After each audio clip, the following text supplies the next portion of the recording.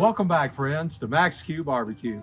My name is Craig, and today's Fire Management Episode 12 is going to be an experiment for long burn charcoal as we cook a Boston pork butt for our family meal this weekend over Labor Day. So without further ado, let's get this fire started. For today's cook, we're going to use a combination of charcoal, some lump charcoal, and some cherry wood splits and some cherry wood chunks. So we're going to be using our Big Daddy, our Fat Daddy fire basket, charcoal fire basket. Remember last experiment we cooked directly on the floor of the workhorse pit firebox. But today we're going to actually try to use a charcoal basket, and we're going to fill this thing up with probably about 10 pounds or more of charcoal. So let's go ahead and do that.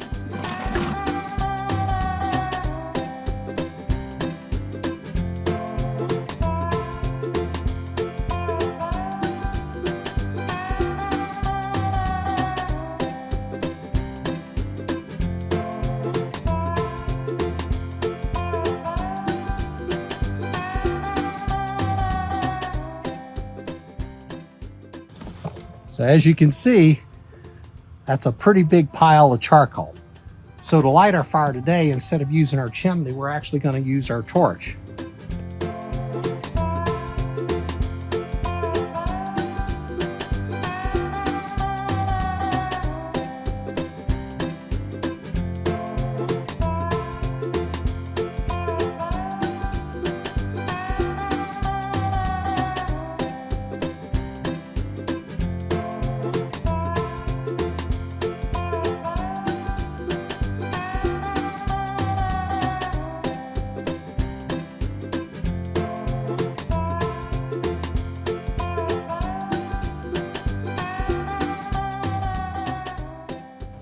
Folks, it's 2:55 p.m.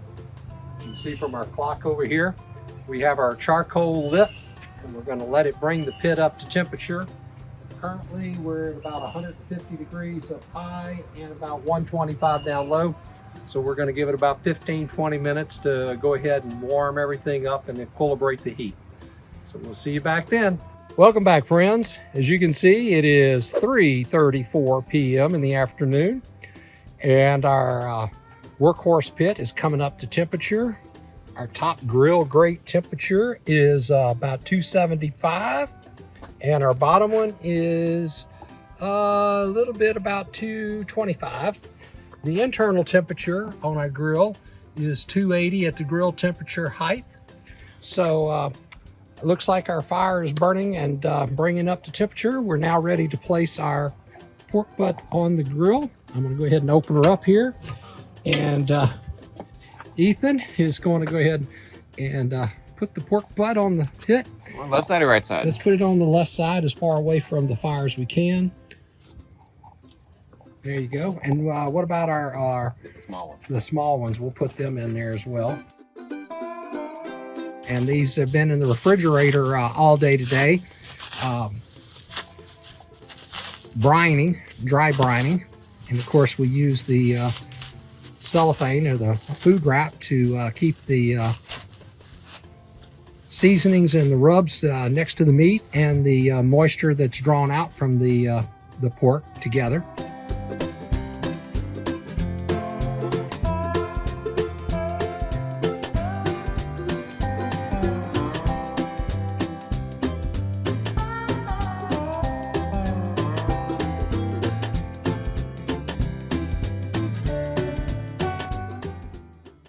Welcome back, friends. It is 4:20. Our pork butts have been on about 30 minutes. And as you can see from the temperature chart that we're overlaying here, our temperature has been steadily rising and then leveling off at about 324 degrees. Oh, look at that. It's burning nicely across there. Okay, let's close it up.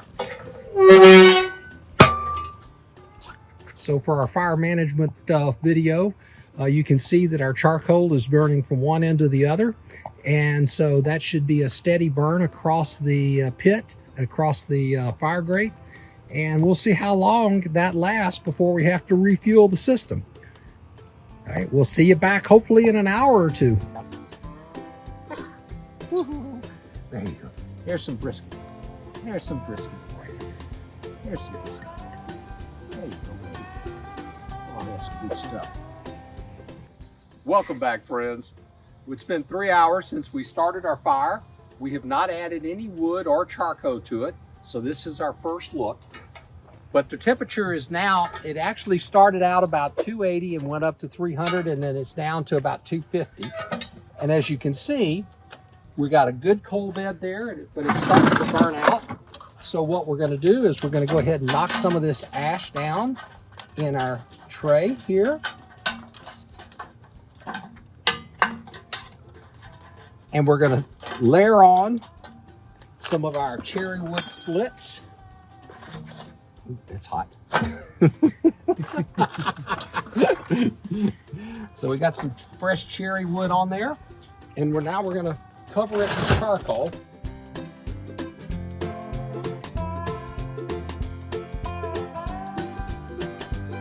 I don't know if this is going to make a complete more 3-hour burn, but this is 3 hours without feeding the fire.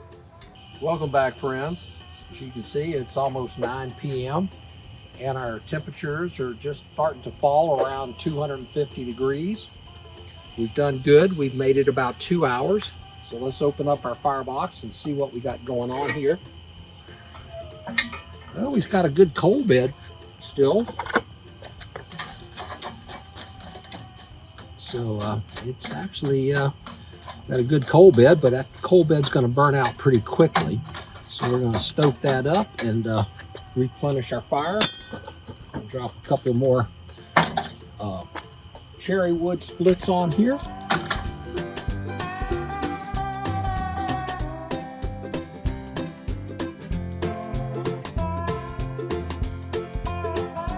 Welcome back, friends. It is 11:20 p.m. and our temperature on our pit is starting to fall. It's at like 228. Our port is at 181 and 164. We're going to go ahead and shift this to inside and finish it in the oven. But I wanted to wrap up this with a little bit of this fire management part with a little conversation on our fire. Get down here so we can look at our fire. And get this opened up so you can take a look. Yeah, it's actually quite a bit of wood still left in there. Quite a bit of wood left in there. Maybe we can stoke it and get the temperature to come up a little bit. Maybe we'll go ahead and run a little longer on here since we do have quite a bit of wood left in here. Switch hands here on the camera. So this thing has been going about 2 hours, keeping our temperatures upwards of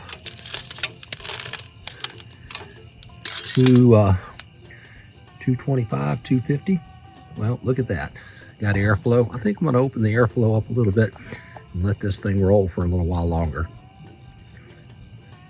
The coal basket, the Fat Daddy coal basket has been working well.